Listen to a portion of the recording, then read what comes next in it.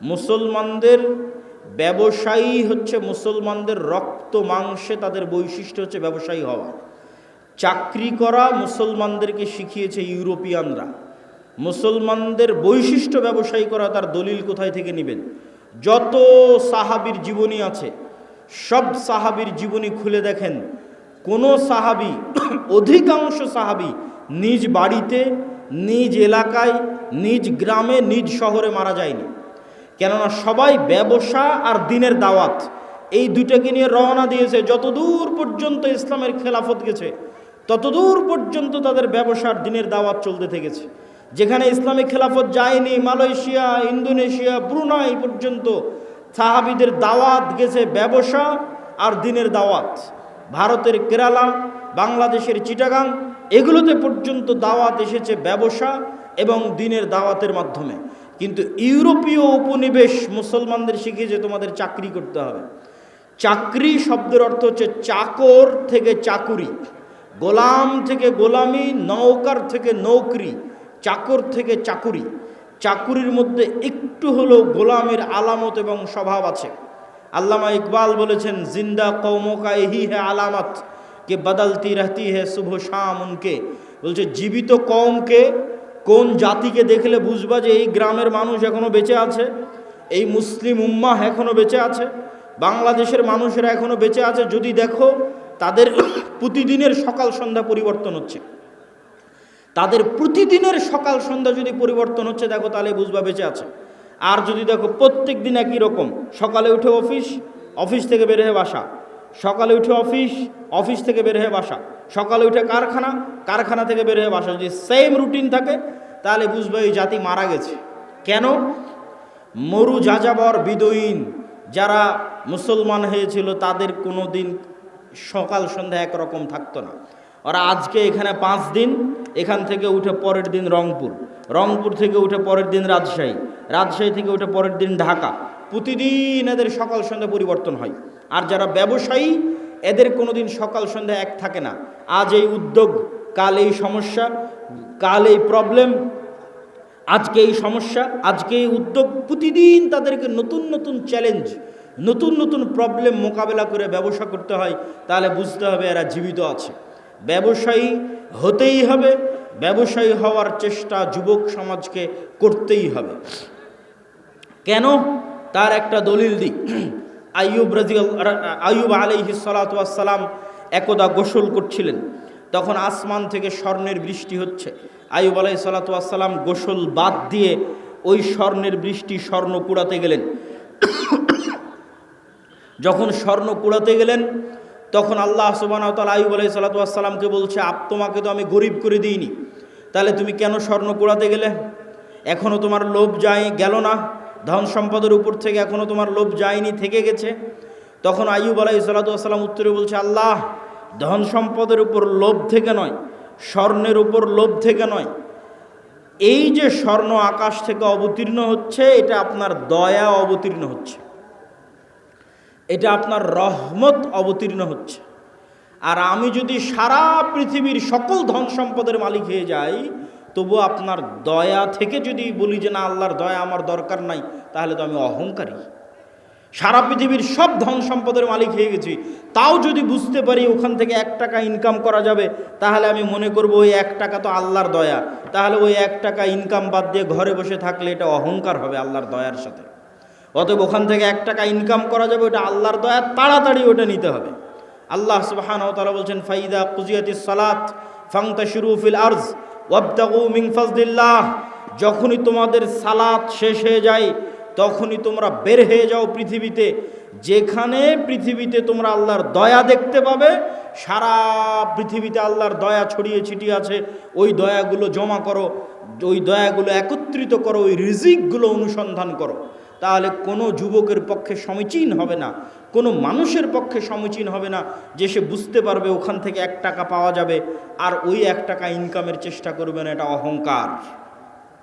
বক্তব্যের এই পয়েন্ট আরেকটা কথা বলে শেষ করে নতুন পয়েন্টের দিকে এগিয়ে যাই। ধনী কিভাবে হবেন? আমি ইসলামিক ফাইন্যান্সের ছাত্র হিসেবে আজকে আপনাদের গাইবান্ধার মানুষকে একটা পরামর্শ দিয়ে যাই। ধনী হওয়ার উপায় কি? 1 নাম্বার, ধনী হওয়ার পৃথিবীতে কোনো শর্টকাট রাস্তা নাই, প্রত্যেক শর্টকাট রাস্তা হারাম। প্রত্যেক যে এসে আপনাকে বলবে যে এখানে এটা করো, এতদিনের মধ্যে তুমি এত টাকার মালিক হয়ে যাবে, নিশ্চিত জেনে থাকবেন এটা হারাম। পৃথিবীতে ধনী হওয়ার কোনো শর্টকাট রাস্তা নাই, প্রত্যেক শর্টকাট রাস্তা জুয়া। তাহলে ধনী হওয়ার রাস্তা কি? ধনী হওয়ার রাস্তা হচ্ছে কম্পাউন্ড পদ্ধতিতে ধনী হওয়া। সেটা কি? আজকে আপনাদের উপস্থিত জনসমাজকে বললাম আমার এক হাতে আছে 50 লক্ষ টাকা, আর এক হাতে আছে 1 টাকা। আপনারা কে 50 লক্ষ নিতে চান, কে 1 টাকা নিতে চান? তবে শর্ত কি জানেন? এই 50 লক্ষ টাকা থেকে 1 টাকাও বাড়বে না, আর এই 1 টাকা থেকে প্রতিদিন এই 1 টাকাটা দ্বিগুণ হবে। আজ 1 টাকা তো কাল 2 টাকা, 2 টাকা তো পরের দিন 4 টাকা, 4 টাকা তো পরের দিন 8 টাকা, 8 টাকা তো পরের দিন 16 টাকা। কতদিন দ্বিগুণ হবে? 30 দিন। তা আপনারা এখানে বসে থেকেও যদি এখন ক্যালকুলেশন করেন, আপনার মনে হবে আরে বাড়তে তো 8 টাকা, 8 টাকা থেকে 16 টাকার কতই বাড়বে, 16 টাকা থেকে 32 টাকা, তার চেয়ে ভালো এই 50 লক্ষ টাকা এটা নিয়ে নিই। আপনি তাহলে ধনী হতে পারবেন না। আপনি এখনও ব্যবসা বুঝেন না, আপনি এখনও জুয়ার মধ্যে আছেন। মনে করতেছেন ব্যবসা মানে মনে হয় জুয়া, যে একটা গেম খেলে নিলাম একবারে ধনী হয়ে গেলাম। এখান থেকে উঠে গিয়ে হিসাব করবেন যে এই 1 টাকা দ্বিগুণ হতে হতে 30তম দিনে কত হবে? 1 কোটি টাকার বেশি হবে। ক্যালকুলেটরে অথবা মোবাইলে বক্তব্যের শেষে হিসাব করবেন যে 1 টাকা থেকে 2 টাকা, 2 টাকা থেকে 4 টাকা, 4 থেকে 8 টাকা, 8 টাকা থেকে 16 টাকা দ্বিগুণ হতে হতে 30তম দিনে কত হয়?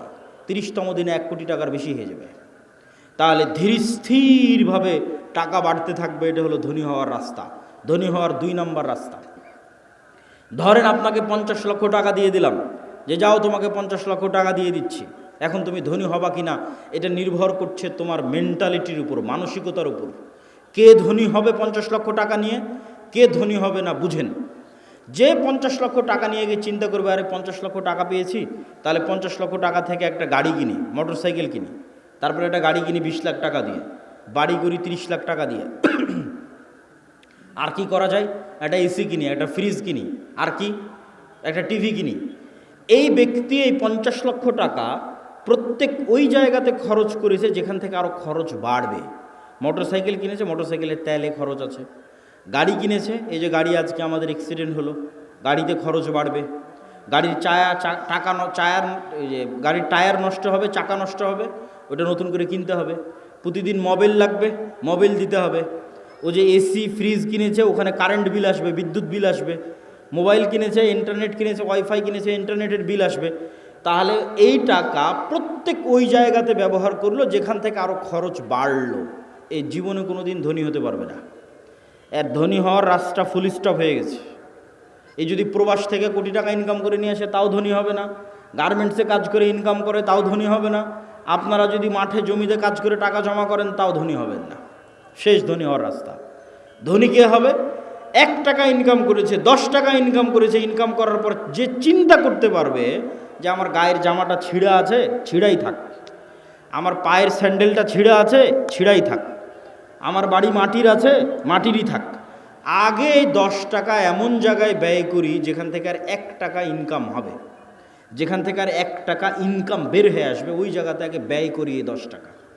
এই ব্যক্তি ধনী হয়ে যাবে। সময় লাগবে, 30 বছর সময় লাগবে, কিন্তু এই যে কম্পাউন্ড ওয়েতে আস্তে আস্তে বাড়তে বাড়তে শেষের দিকে গিয়ে কোটিপতি হয়ে যাবে দ্রুত। শেষে গিয়ে দ্রুত কোটিপতি হবে, শুরুতে অত দ্রুত হবে না, কিন্তু ওর পদ্ধতি ঠিক আছে।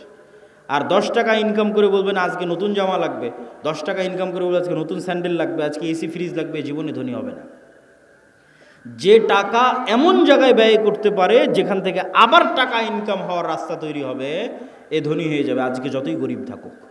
তাহলে মুসলমানদের ধনী হওয়া ছাড়া, অর্থনৈতিক মুক্তি ছাড়া গোলামি থেকে মুক্তির রাস্তা নাই। আজকের পুরো পৃথিবী টিকেই আছে ডলারের গোলামির উপর। ভেনেজুয়েলার প্রেসিডেন্টকে হাত পা বেঁধে তুলে নিয়ে যাওয়ার কারণ কি? টাকা, তেল। আজকে মুসলমানেরা মুক্তি পাচ্ছে না কেন? ডলার ভিত্তিক অর্থনীতির গোলাম। সব IMF, ওয়ার্ল্ড ব্যাংকের কাছ থেকে লোন নিয়ে রেখেছে। সারা পৃথিবীর সকল অর্থনীতির কন্ট্রোল ইহুদিদের আছে।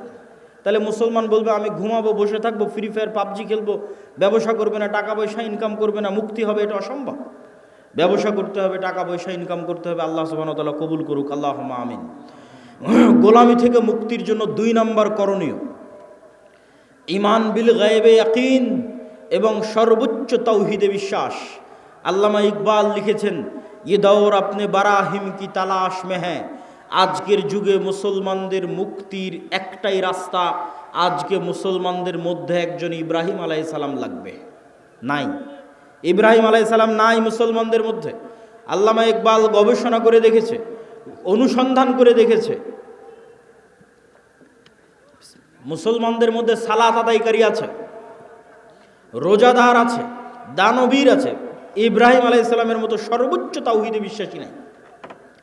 আপনারা আহলে হাদিস মানুষ মনে করছেন আমরা তো কবরে যাই না, আমরা তাবিজ কবজ ব্যবহার করি না, আমরা শিরক করি না, তাহলে আমাদেরও কিসের তাওহীদে কমতি আছে? সেটা কোথায়? ইব্রাহিম আলাইহিসসালামের তাওহীদ মানে তার হৃদয় শুধু এই কবর আর শিরক থেকে মুক্ত নয়, তার হৃদয় টাকার প্রভাব থেকে মুক্ত, নেশার প্রভাব থেকে মুক্ত, নারীর প্রভাব থেকে মুক্ত, ক্ষমতার প্রভাব থেকে মুক্ত। কোনো একটার প্রলোভন দেখিয়ে তাকে আল্লাহর আনুগত্য থেকে দূরে করা যাবে না। তুমি আহলে হাদিস হলে কি হবে, সালাফি হলে কি হবে, কবরে পূজা না দিলে কি হবে? তুমি তো বিড়িখোর, সিগারেটখোর, বিড়ি সিগারেটের নেশায় আছো, তাহলে তোমার ইলাহকে ওই বিড়ি সিগারেট। ইলাহাহু হাওয়া, যার নাফসকে সে নিজের ইলাহ বানিয়ে নিয়েছে। তুমি টাকার জন্য হালাল হারাম বাস বিচার না করেই টাকার জন্য পাগল, তাহলে তোমার ইলাহকে টাকা। তুমি ক্ষমতার জন্য বাস বিচার না করে মানুষ হত্যা করতে পারো, মিছিল মিটিং করতে পারো, মিথ্যা কথা বলতে পারো, তাহলে তোমার ইলাহকে ক্ষমতা। তাহলে যার অন্তরে হয় ক্ষমতার প্রভাব আছে, না হয় নারীর প্রভাব আছে, না হয় টাকার প্রভাব আছে, না হয় জুয়ার প্রভাব আছে, না হয় অন্য কোনো নেশার প্রভাব আছে, এ তাওহীদপন্থী নয়, এই ইব্রাহিম আলাইহিসসালামের উত্তরসূরি নয়। যতই শিরকে আকবার না করুক, বড় শিরক না করুক, ইব্রাহিম আলাইহিসসালাম কে? যার হৃদয় শুধু ওটাই চায় যেটা আল্লাহ বলেছে, তার হৃদয় ওটাই ভালোবাসে যেটা আল্লাহ ভালোবাসে, তার হৃদয় ওটাই ঘৃণা করে যেটা আল্লাহ ঘৃণা করে।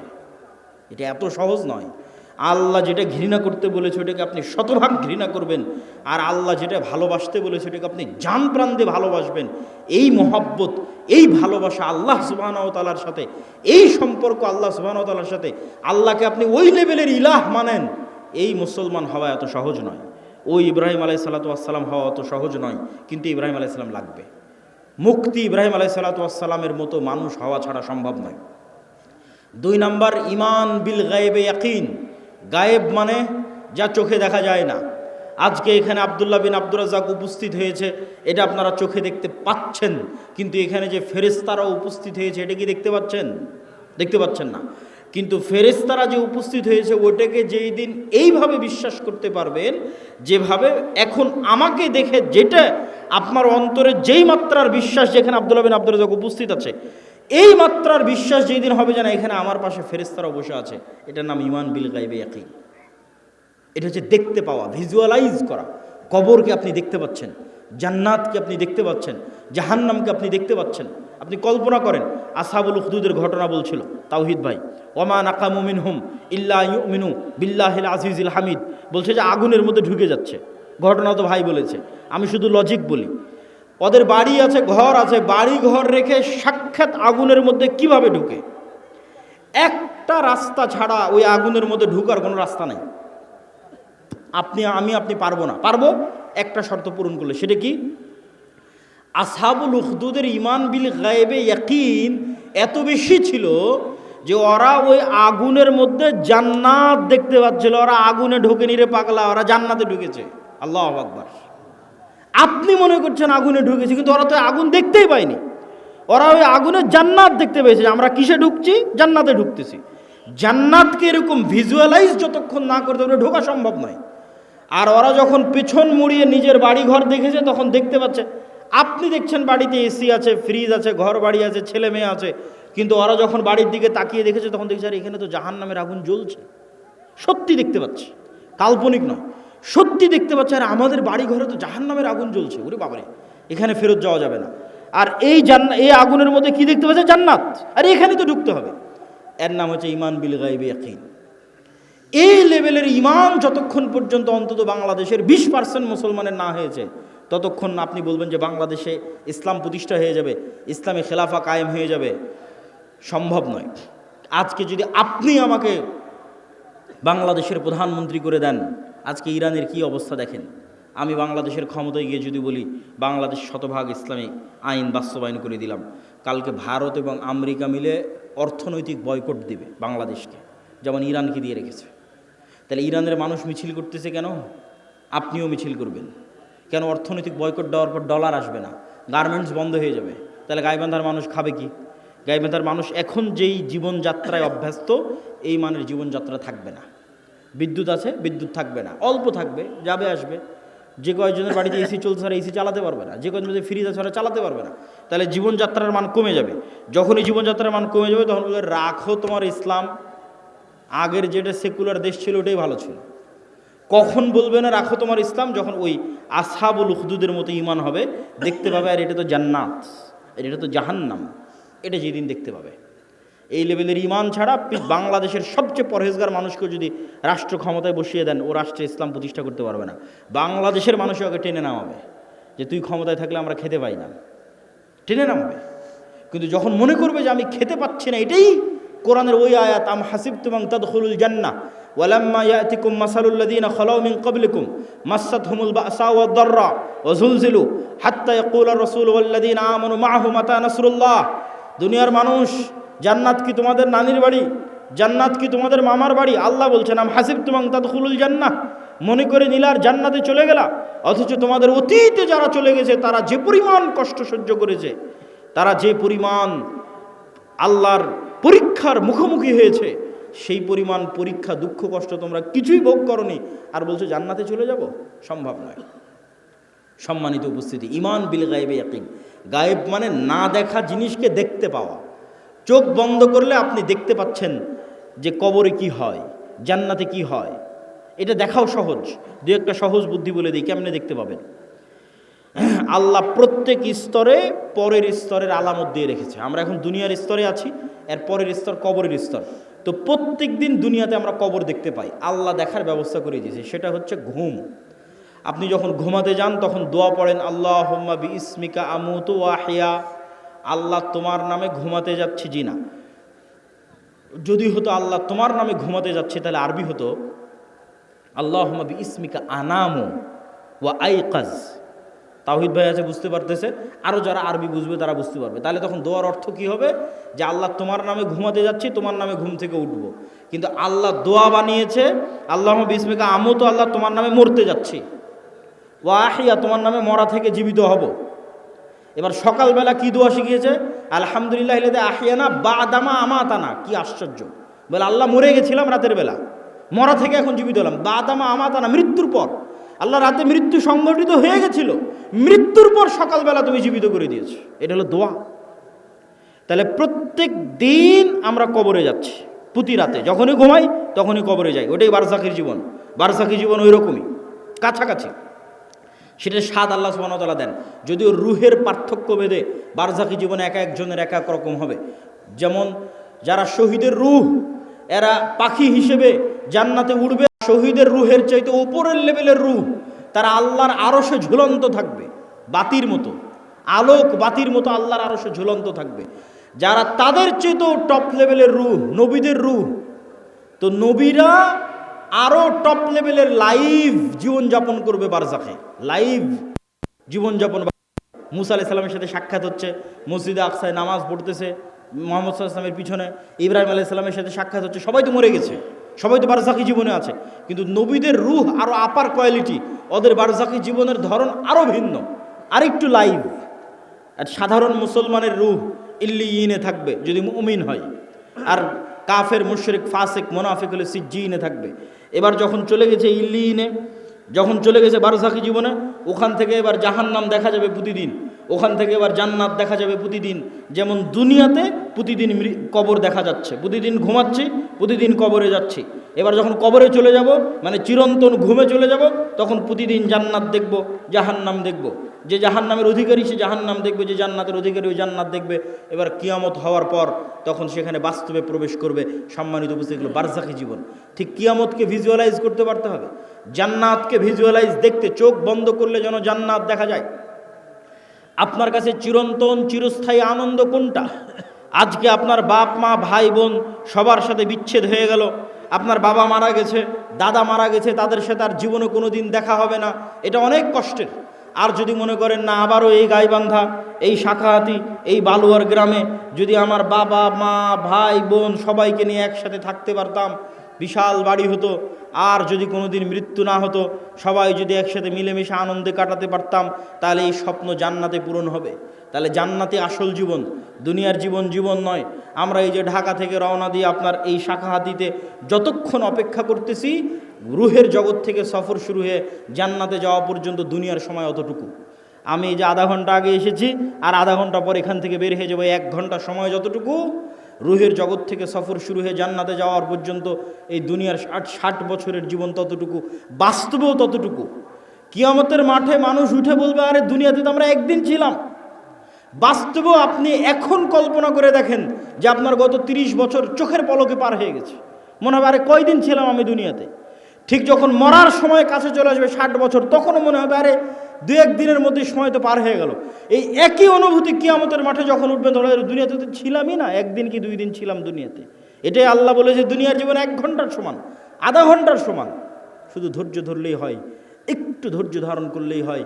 আল্লাহ সুবহানাহু ওয়া তাআলার কাছে পৌঁছার জন্য প্রস্তুত থাকার চেষ্টা করতে হবে। এটা ঈমান বিল গায়বে ইয়াকিন, এটা ছাড়া মুসলমানদের মুক্তি হবে না। আর 2টা কাজ করতে হবে মুসলমানদেরকে। টাকা ইনকাম করার কথা বলেছি, আরও 2টা কাজ আছে। 1, নেতা হওয়ার জন্য 2টা শর্ত পূরণ করতে হবে। সত্যবাদিতা, ন্যায়পরায়ণতার শর্ত, শিক্ষা এবং জ্ঞানের শর্ত। বুঝেন, আল্লাহ সুবহানাহু ওয়া তাআলা এই পৃথিবীকে যেই ফাংশনের উপর ডেভেলপ করেছে, এই ফাংশন সবার জন্য সমান। এই যে মোবাইল, এই মোবাইলের যেখানে চাপ দিলে লাইট জ্বলবে, এখানে যদি আমি চাপ দিই তাও লাইট জ্বলবে। এখানে ডোম চামার ম্যাথর মুচি হিন্দু বৌদ্ধ খ্রিস্টান সে চাপ দেয় তাও লাইট জ্বলবে, কেননা ওটা ওইভাবেই ফাংশন করা আছে। তো আল্লাহ এই পৃথিবীকে কিছু সিস্টেমের উপর ডেভেলপ করেছে। এখানে কিছু বাটন আছে, যেই সমস্ত বাটনে চাপ দিলে পরের রেজাল্ট বের হয়ে আসে। তো আল্লাহ তার নিজের তৈরি করা নিয়ম ভাঙ্গে না, খুব কম ভাঙ্গে। আল্লাহ আগুনকে তৈরি করেছে পোড়ানোর জন্য। ওই যে আসহাবুল উখদুদ, ওরা কত তাকওয়াবান পরহেজগার, ওরা আগুনের মধ্যে ঢুকে গেছে, আগুন পুড়িয়ে দিয়েছে। আগুন বলেনি যে এরা আল্লাহওয়ালা মানুষ, এদের পুড়াবো না। আল্লাহ তরবারিকে তৈরি করেছে কাটার জন্য। আল্লাহর নবী চাচা হামজা পর্যন্ত কেটে গেছে তরবারিতে।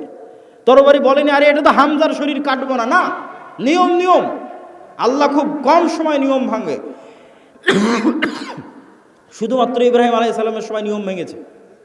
আগুনকে বলছে, আগুন কুলনা ইয়া নারু কুনি বারদাম ওয়া সালামান আলা ইব্রাহিম, তোমার কাজ পোড়ানো, তবে আজকে নয়। কিন্তু সাধারণত আল্লাহ নিয়ম ভাঙে না। তাহলে আল্লাহ পৃথিবীকে তৈরি করেছে একটা নিয়মের উপর। সেই নিয়মটা হচ্ছে যে জ্ঞান এবং শিক্ষার বাটনে চাপ দিবে, ও অটোমেটিক শক্তিশালী এবং নেতা হয়ে যাবে। এটার উপর পৃথিবী দাঁড়িয়ে আছে। পৃথিবীর ফাংশনের মধ্যে একটা ফাংশন, যে জ্ঞান এবং শিক্ষা অর্জন করবে ও অটোমেটিক শক্তিশালী হবে, নেতা হবে। এখন ইহুদি খ্রিস্টান, ইউরোপ, আমেরিকা, ইসরায়েল, তাদের ছেলেমেয়েরা জ্ঞান এবং শিক্ষা অর্জন করবে, আর গাইবান্ধা, মহিমাগঞ্জ, গোবিন্দগঞ্জের যুবকেরা যদি free fire, PUBG, Facebook, IPL, BPL, জুয়া, অনলাইন বেটিং, নেশা, বিড়ি, সিগারেট, গাঁজা এগুলো নিয়ে ব্যস্ত থাকে, তাহলে আল্লাহ বলবেন না যে এই ইহুদি খ্রিস্টানেরা তোরা যতই জ্ঞান অর্জন কর, তোদেরকে নেতা বানাবো না। আমার গাইবান্ধা, গোবিন্দগঞ্জে একটা মদখোর, জুয়াখোর বান্দা আছে, ওকে নেতা বানাবো। কথা কি আমার বোঝা যায়? আল্লাহ সুবহানাহু ওয়া তাআলা তার নিয়ম ভাঙবেন না। অতএব তুমি যদি মনে করো আমাকে নেতা হতে হবে, তাহলে ওই বাটনে চাপ দিতেই হবে যেই বাটন নেতা হওয়ার জন্য আল্লাহ পৃথিবীতে দিয়ে রেখেছে, সেটা হচ্ছে জ্ঞান এবং শিক্ষা। জ্ঞান অর্জন করতে হবে, পড়তে হবে। আদম আলাইহিস সালাম সবচেয়ে জ্ঞানী, আল্লাহ সুবহানাহু ওয়া তাআলা সবচেয়ে জ্ঞানী। জ্ঞান আল্লাহর বৈশিষ্ট্য, জ্ঞান আদম আলাইহিস সালামের বৈশিষ্ট্য। তলুতকে নেতা বানানো হয়েছে জ্ঞানের কারণে। অতএব যুবক সমাজ তোমাদের জ্ঞান অর্জন করতে হবে। তারপরের পয়েন্ট কি? ন্যায়পরায়ণতা, সত্যবাদিতা। বানু ইসরাইলের ইতিহাস বহু বক্তব্যে আমি আলোচনা করেছি। বানু ইসরাইলের ইতিহাসের সামারি কি? নবীর সন্তানেরা কিভাবে গোলাম হয়ে গেল, গোলাম হওয়ার কারণে কি কি বিকৃতি আসলো। এই যে এক্ষুনি ইউসুফ আলাইহিস সালামের গল্প বললাম, ইব্রাহিম, ইসহাক, ইয়াকুব, ইউসুফ, তাদের ছেলেরাই বানু ইসরাইল। এরা ফেরাউনের গোলাম হয়ে গেল, 300 বছর গোলাম থাকলো। গোলাম হওয়ার পর মুসা আলাইহিস সালাম এসে এদের বাঁচালো। বাঁচানোর পর গোলামির কারণে কি কি পরিবর্তন হলো নবীর ছেলেদের। ইব্রাহিমের ছেলেদের কি কি পরিবর্তন আসলো গোলামির কারণে? আল্লাহ বলছেন যাও যুদ্ধ করতে হবে জেরুজালেমে। নবীর ছেলেরা কি বলে? ইজহাব আনতা ওয়া রাব্বুকা ফাকাতিলা, তুমি আর তোমার আল্লাহ গিয়ে যুদ্ধ করো। তারা ইব্রাহিম আলাইহিস সালামের ছেলে। আল্লাহ বলছেন এটা তাওরাত, ঈমান আনো। নবীর ছেলেরা কি বলছে? লান নুমিনা লাকা হাত্তা নারাল্লাহ জাহরাতান, যতক্ষণ তোমার আল্লাহকে স্বচক্ষে না দেখছো ততক্ষণ ঈমান আনবো না। আরে তুই তো এখনই দেখলি যে ফেরাউন ডুবে মরল, আর কি দেখা লাগবে? এখনই ওর চোখের সামনে ফেরাউন ডুবে মরেছে। ফেরাউন ওদের উপর জুলুম করতো, সমুদ্রে ফেড়ে রাস্তা তৈরি হয়ে গেছে। এরা এখন এসে বলে যে আল্লাহকে না দেখলেই ঈমান আনবো না। তাহলে কেমনে নবীর ছেলেদের স্বভাব এরকম হয়ে গেল? আল্লাহ বললেন আসমান থেকে খাবার আসবে মান্না এবং সালোয়া। মান্না সালোয়া কি? মাশরুম। যেই মাশরুমের 1 কেজির দাম 4 থেকে 5 লক্ষ টাকা আজকের বাজারে। আর বিশেষ এক প্রকার কোয়েল পাখির মতো ছোট সুস্বাদু পাখির গোস্ত জান্নাত থেকে আসতো। তারা বলল লান নাসবিরা আলা তুআমিন ওয়াহিদ, এই এক খাবার প্রত্যেক দিন ভালো লাগে না মুসা, তোমার আল্লাহকে বলো এই মরুভূমির বালুর মধ্যে পেঁয়াজ রসুন বের করে দিতে, ডাল চাউল বের করে দিতে মরুভূমির বালুর মধ্যে। আল্লাহ বললেন মরুভূমির বালুতে হবে না, জেরুজালেম ফিলিস্তিন আছে, যুদ্ধ করে বিজয় করো। এদেরা যখন যুদ্ধ করে বিজয় করলো না, এদের উপর গজব আসলো 40 বছর। শুধু নবীর ছেলেদের অবস্থা দেখেন, গোলামির কারণে কীরকম হয়ে গেছে তাদের অবস্থা। 40 বছর পাগলের মতো ঘোরার পর ইউসা বিন নুনের হাতে তওবা ইস্তেগফার করে এরা যুদ্ধ করেছে। লম্বা ঘটনা। আল্লাহ সূর্য থামিয়ে দিয়ে বিজয় দিয়েছে। এবার আল্লাহ বলছে শোনো, তোমাদের বিজয় দিলাম, তোমরা জেরুজালেমে প্রবেশ করার সময় মুখে বলবা হিত্তাতুন নাগফির লাকুম, আর মাথা দিবা সামনে, নিচু করবা, সিজদা অবস্থায় যাবা। হিত্তাতুন হিব্রু ভাষা, মানে আল্লাহ মাফ করে দাও, আস্তাগফিরুল্লাহ। এরা কি করলো? ঢোকার সময় পিছন আগে দিল, মুখে বলল হিনতাতুন, গমের দানা। কোরআনে এগুলো বর্ণনা করা আছে, কোরআন থেকে বলতেছে। কি অবস্থা দেখেন নবীর ছেলেদের। এই ধোকাবাজি, এই 2 নম্বরই কোথায় শিখলো? ফেরাউনের গোলামি করতে গিয়ে ধোকাবাজি 2 নম্বরই শিখেছে। তাহলে ধোকাবাজি 2 নম্বরই, ছল চাতুরি, গোলামির স্বভাব। স্বাধীন আত্মমর্যাদা সম্পন্ন মানুষ 2 নম্বরই রাস্তা জানে না। স্বাধীন আত্মমর্যাদা সম্পন্ন মানুষ মিথ্যা জানে না। স্বাধীন আত্মমর্যাদা সম্পন্ন মানুষ দুর্নীতি জানে না। আব্দুল মুত্তালেব কাফের মুশরিক, আবু তালেব কাফের মুশরিক। ইতিহাস খুঁজে দেন যে আব্দুল মুত্তালেব দুর্নীতিগ্রস্ত। ইতিহাস খুঁজে নিয়ে আসেন, ইতিহাস খুঁজে নিয়ে আসেন। মুহাম্মদ সাল্লাল্লাহু আলাইহি ওয়াসাল্লামের চাচা আবু তালেব 2 নম্বর মিথ্যুক। কঠিন আছে, খুঁজে নিয়ে আসা কঠিন আছে। কেন? আব্দুল মুত্তালেব, আবু তালেব এরা কাফের মুশরিক, হলো ইসমাইলের সন্তান। বানু ইসরাইল ইসহাকের সন্তান, ইব্রাহিমের এক ছেলে ইসহাকের সন্তান, আর এরা ইব্রাহিমের আর এক ছেলে ইসমাইলের সন্তান। আল্লাহর দয়ায় ইসমাইলের ছেলেরা কোনোদিন কারো গোলাম ছিল না। কেন গোলাম ছিল না? আরে মক্কাতে না আছে পানি, না আছে নদী, না আছে সমুদ্র, না আছে ফল ফসল, কি আছে মক্কায় যে কে এসে মক্কা দখল করবে? কেউ মক্কা দখল করেনি। আব্রাহা একবার চেয়েছিল যে এখানে কেন মানুষ ইবাদত করতে যায়, আমি ইয়েমেনে ইবাদতের ঘর তৈরি করব, আমার এখানে ইবাদত করতে আসবে। তো ওখানে মানুষ ইবাদত করতে যায়নি, তো কাবা ঘর ভাঙতে গেছিল আব্রাহা, একবারই। তা বাদে কেউ ইসমাইলের সন্তানদেরকে কেউ গোলাম বানায়নি। এই জন্য ইসমাইলের সন্তানেরা অধিকাংশই, 2-1 জনের কথা বলা যাবে না, অধিকাংশই জন্মগত মিথ্যা, ধোঁকা জানত না। তাহলে কি দাঁড়ালো? বানু ইসরাইলের সামারি আর মুহাম্মদ সাল্লাল্লাহু আলাইহি ওয়াসাল্লামের বাপ দাদা আর বানু ইসমাইল, ইসমাইলের সন্তানের সামারি। যে গোলামি করে, গোলামি থেকে কি স্বভাব আসে? দুর্নীতি, 2 নম্বরই, ধোঁকাবাজি, মিথ্যা। আর যে নেতা, যে নেতৃত্ব দিবে, সে মিথ্যা জানে না, সে দুর্নীতি জানে না, সে 2 নম্বরই জানে না, সে ধোঁকাবাজি জানে না। এবার চলে আসেন আমাদের কাছে। ব্রিটিশেরা দেখলো, আমেরিকা দেখলো যে মুসলমানেরা যদি একবার সত্য বলা শিখে যায়, মুসলমানেরা যদি একবার ন্যায় প্রতিষ্ঠা করা শিখে যায়, তাহলে তো পৃথিবীতে আমাদের থাকার জায়গা হবে না। তাহলে মুসলমানদের এমন সিস্টেমের মধ্যে ফেলে দাও যেন ওরা কোনো দিন সত্য বলা শিখতেই না পারে। মুসলমানদের একটা নেতাও যেন সত্যবাদী, ন্যায়পরায়ণ না হয়। তাহলে কি দিতে হবে? গণতন্ত্র। কেমনে গণতন্ত্র? কেমনে গোলাম তৈরি করে? গণতন্ত্র এমন এক সিস্টেম যেখানে এক দলের নেতা আর এক দলের নেতার বিরুদ্ধে বলবে তো বলবেই, একই আসনের মনোনয়ন প্রার্থী একই দলের, আর বাকি মনোনয়ন প্রার্থীগুলোর বিরুদ্ধে যদি 2 নম্বরই না করে, মিথ্যা না বলে, টাকা পয়সার লেনদেন না করে, লিয়াজু লবি মেনটেন না করে, তাহলে মনোনয়নই নিয়ে আসতে পারবে না। বাস্তব মাঠের পরীক্ষা। আর ইশতেহারে দল নিজেও জানে বাস্তবায়ন করতে পারবে না। মিথ্যা ওয়াদা দিবে। মিথ্যা না বলা শিখলে ভোট পাবে না। আর যারা ভোটার সেও মিথ্যা ওয়াদা দিবে। যত এমপি প্রার্থী আসবে, হ্যাঁ ভাই আপনাকে ভোট দেব, 500-1000 টাকা, 500-1000 টাকা, হ্যাঁ আপনাকে ভোট দেব। ভোটারও মিথ্যুক, এমপিও মিথ্যুক, মনোনয়ন প্রার্থীও মিথ্যুক, এবং সবাই লিয়াজু, লবি, 2 নম্বরই রাস্তা, ধোঁকাবাজি, এগুলো একদম ভোটের দিন পর্যন্ত যদি না করে ও জিতেও আসতে পারবে না। তাহলে এই গণতান্ত্রিক পদ্ধতিতে 300 এমপি নির্বাচিত হয়ে গেল। এখন বানু ইসমাইল আর বানু ইসরায়েলের এই যে আগের ফরম্যাট আপনাকে দিয়ে দিলাম, এই ফরম্যাট অনুযায়ী আপনি বলেন যে এই 300 এমপি নেতা না গোলাম? একটু জোরে বলতে হবে, নেতা না গোলাম? গোলাম। এইটা যদি একবার বুঝে গেছেন, তাহলে বুঝে গেছেন যে মুসলমানদের সমস্যা কোথায়, মুসলমানদের কাজ কি। এবার তো নেতাদের অনেক দোষ ত্রুটি বললাম, এবার একটু আমাদের দোষ ত্রুটি খুঁজি। আমরা কেমনে বুঝবো যে আমি ন্যায়পরায়ণ আছি কিনা, আমি নেতা হতে পারবো কিনা, আমি সত্যবাদী কিনা? দেখেন, দেশ ঠিক করতে ওসি, ডিসি, এসপি, মন্ত্রী, সচিবালয়ে যারা থাকে এরাই আসল। ক্ষমতায় ডক্টর ইউনূস 2 বছরের জন্য, আগের সরকার 16 বছরের জন্য, নতুন যারা আসবে 5 বছরের জন্য। কিন্তু এই আর্মি, পুলিশ, কোর্ট, জজ, সচিবালয়ে যারা আছে এদের কারো চাকরি যায়নি, এরাই থাকবে।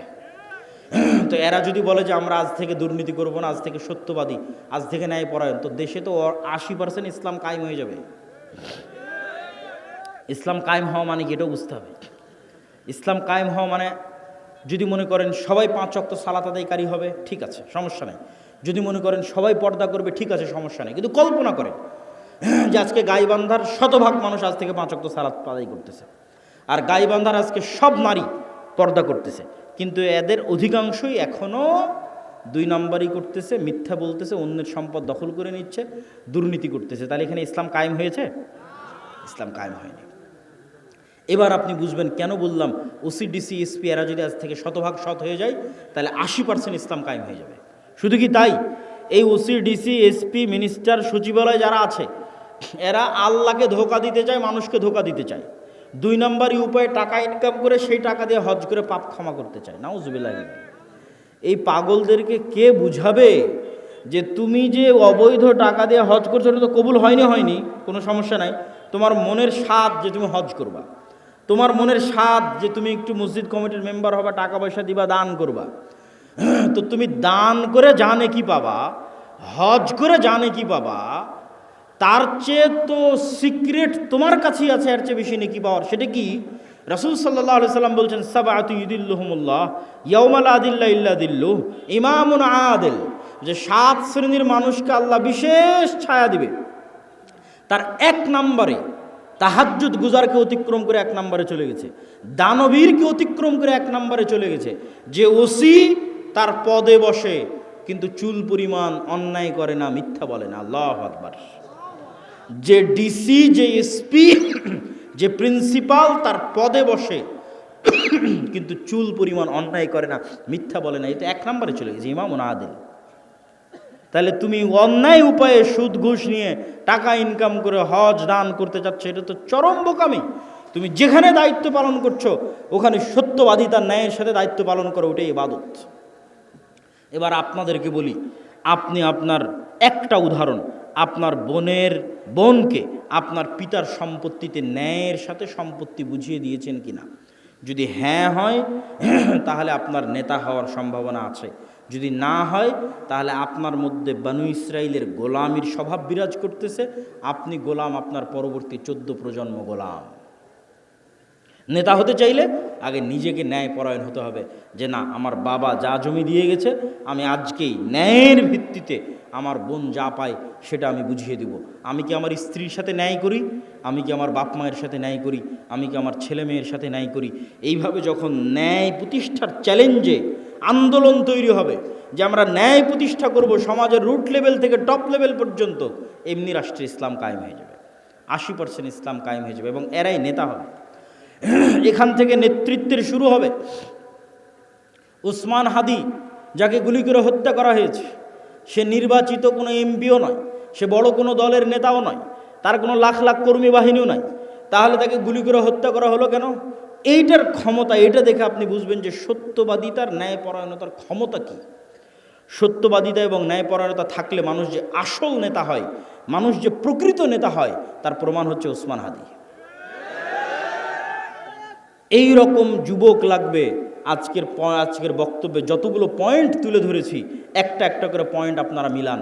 1 নাম্বার, যার ঈমান বিল গায়বে ইয়াকিন আছে। 2 নাম্বার, যার শতভাগ তাওহীদ আছে। 3 নাম্বার, যে টাকা পয়সায় গরিব ফকির নয়, ব্যবসায়ী। 4 নাম্বার, যে জ্ঞানে ভালো জ্ঞান, উচ্চ ডিগ্রি জ্ঞান অর্জন করে এসেছে। 5 নাম্বার, যে সত্যবাদী ন্যায়পরায়ণ, জ্ঞানকে বিক্রি করে না, টাকাকে অন্যায় উপায়ে লাগায় না।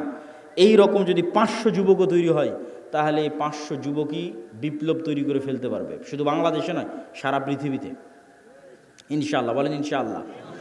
তবে হ্যাঁ, এই রকম যুবকদের উপর বিপদ নেমে আসবে, যেমন আসহাবে কাহাফের উপর বিপদ নেমে এসেছিল। বাঁচার রাস্তা, তার জন্য 2টে সিক্রেট থিওরি বলে আজকের বক্তব্য শেষ করব। 2টে আল্লাহর সাহায্য পাওয়ার মাধ্যম। আল্লাহর সাহায্য ছাড়া বিজয় হয়নি, হবে না, হয়নি, হবে না। আল্লাহর সাহায্য লাগবে। আল্লাহর সাহায্য পাওয়ার 1 নম্বর উপায় সালাত, 2 নম্বর উপায় জিকির। সালাত কি? আজকে এখানে বসে বক্তব্য দিচ্ছি, আমেরিকায় বসে মানুষ লাইভ দেখতেছে, ইংল্যান্ডে বসে লাইভ দেখতেছে, ঢাকায় বসে লাইভ দেখতেছে। তো এই যে ইন্টারনেটের মাধ্যমে, মোবাইলের মাধ্যমে 1000 কিলোমিটার দূর থেকে আমার সাথে তারা লাইভ কানেক্টেড হয়েছে। অনলাইন কোর্সে জুম অ্যাপের মধ্যে, গুগল মিটের মধ্যে পাসওয়ার্ড দিয়ে যখন 1000 কিলোমিটার দূরে থাকা ছাত্র 1000 কিলোমিটার দূরে থাকা শিক্ষকের সাথে কানেক্টেড হয় লাইভে এবং ক্লাস নেয়, মুখোমুখি হয়। সালাত এমন এক প্রযুক্তি যা 7 আসমানে থাকা, আরশে থাকা, রব্বুল আলামিনের সাথে জমিনে থাকা আল্লাহর সৃষ্টি মানুষের মধ্যে লাইভ কানেক্টেড করে দেয় সালাত। আল্লাহু আকবার। আমি আল্লাহর নবীর হাদিস আপনাদের সহজবোধ্য করে অনুবাদ করলাম। হাদিস আল্লাহর নবীর, যে বান্দা যখন সালাতে দাঁড়ায় তখন আল্লাহ সুবহানাহু ওয়া তাআলা বান্দার মুখোমুখি হয়ে যায়। বান্দার চোখ যখন সিজদার দিকে থাকে, কলব যখন কানেক্টেড থাকে, তখন বান্দার সাথে আল্লাহ সুবহানাহু ওয়া তাআলা মুখোমুখি। এই সালাত আমার এবং আপনার বাঁচার রাস্তা। সালাত ছাড়া বাঁচার রাস্তা নেই। সালাত নাই, আল্লাহর গন্তির মধ্যে নাই, আল্লাহর কাউন্টের মধ্যে নাই, আল্লাহর খাতার মধ্যে নাই, আল্লাহর গণনার মধ্যে নাই। কে আপনি? আল্লাহ সুবহানাহু ওয়া তাআলা আপনাকে চেনে না। আপনি কিসের তাকবীর দেন, কিসের মিছিল মিটিং করেন, কিসের ভোট দেন, আল্লাহ সুবহানাহু ওয়া তাআলার গণনার মধ্যে আপনি নাই। তখনই গন্তির মধ্যে ঢুকবেন যখন আপনি 5 ওয়াক্ত সালাতে উপস্থিত হবেন। 5 ওয়াক্ত সালাত ছাড়া মুসলমানের বাঁচার কোনো রাস্তা নাই। সকল বিপদে আপদে মুসলমানের আসমানি মদদের দরকার, আসমানি সহযোগিতার দরকার। এই জন্য সূর্যগ্রহণে সালাত, চন্দ্রগ্রহণে সালাত, বৃষ্টি নাই সালাত, যে কোনো বিপদ আপদে সালাত। কেন? এটা একটা টেকনোলজি, এটা একটা প্রযুক্তি যা দিয়ে জমিনে থেকে 7 আসমানে থাকা রব্বুল আলামিনের সাথে লাইভ কানেক্টেড হওয়া যায়। সম্মানিত বুঝি। 2 নম্বর জিকির।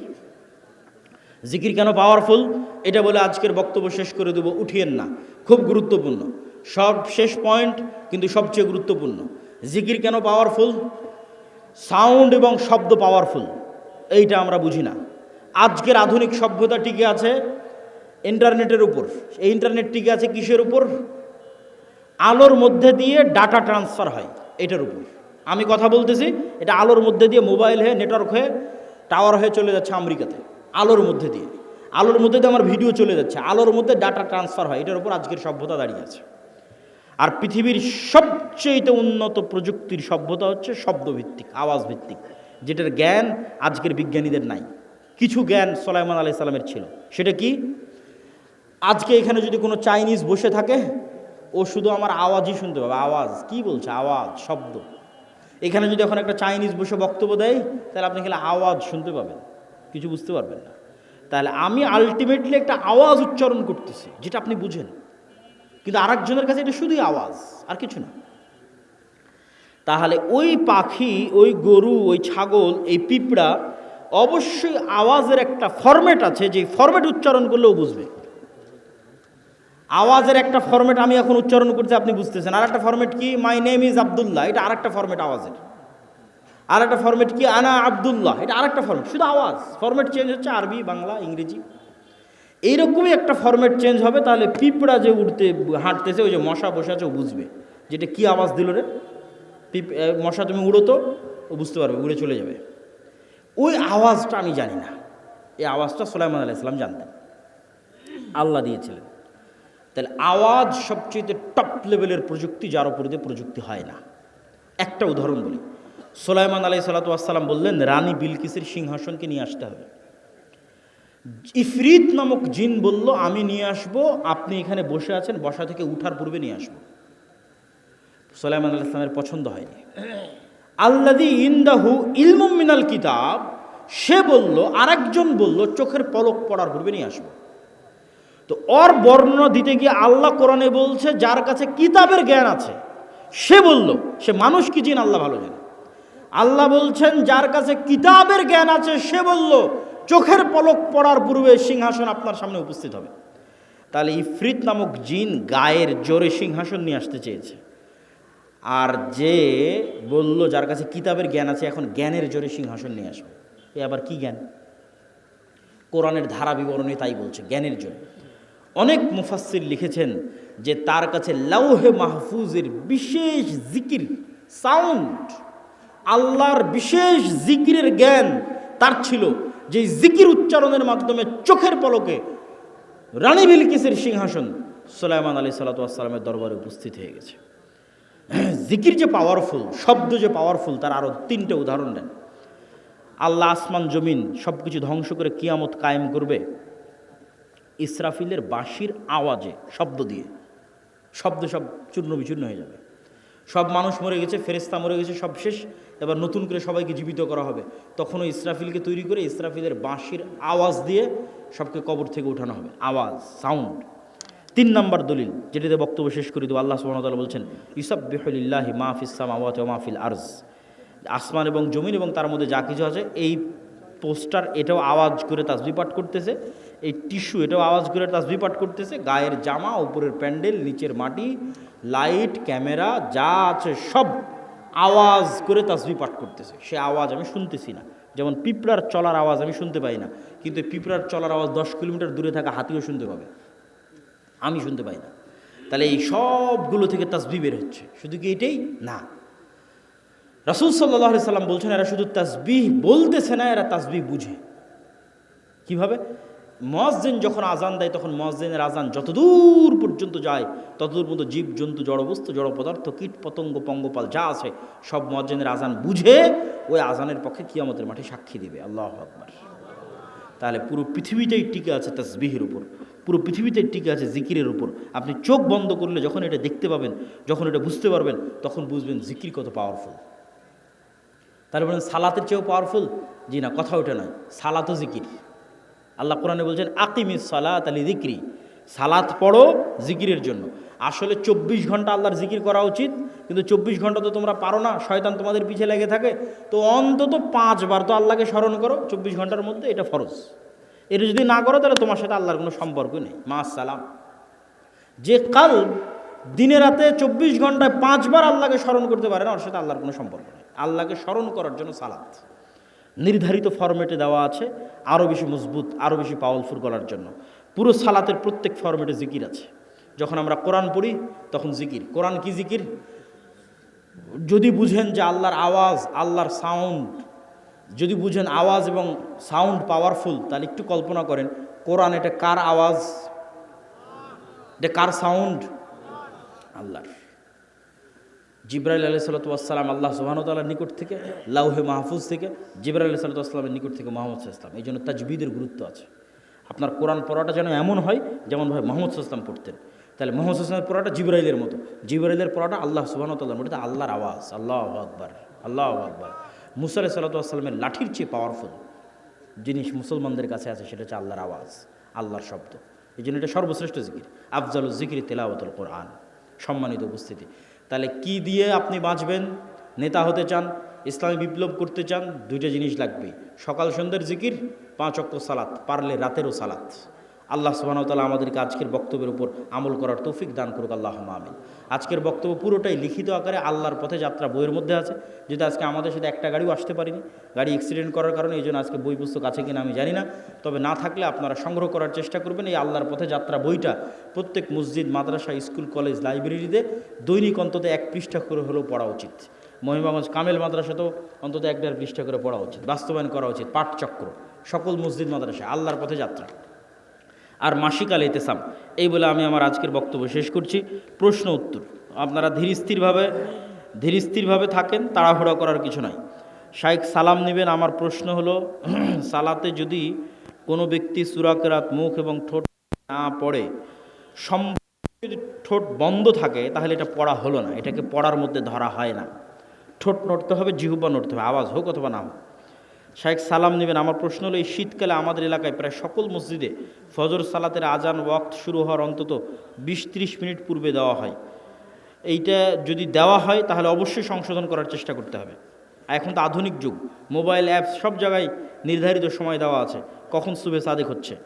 কোনো ব্যক্তি ব্যাংকে টাকা রেখে কিছু সুদসহ মূলধন ফেরত পেয়েছে, উক্ত সুদের টাকা গ্রাহক নিতে ইচ্ছুক, তবে কি তিনি উক্ত টাকা কোনো অনিচ্ছুক নিকট আত্মীয় এতিমকে দান করে দিতে পারবেন? মানুষকে দিয়েন না, জনকল্যাণমূলক কাজে নেকির আশা ছাড়া ব্যয় করে দেন। সেটা যেমন ব্রিজ, কালভার্ট, টয়লেট, বাড়িঘর, এগুলো খাওয়ার মধ্যে দিয়েন না। শায়েখ, আমি বিভিন্ন সমস্যার সম্মুখীন, এমন অবস্থা বেশি বেশি দান করতে পারছি না। এমত অবস্থা একটা আমল শিখিয়ে দিন যা বিপদ থেকে রক্ষা করবে। সকল আমলকে কভার দিতে পারে জিকির।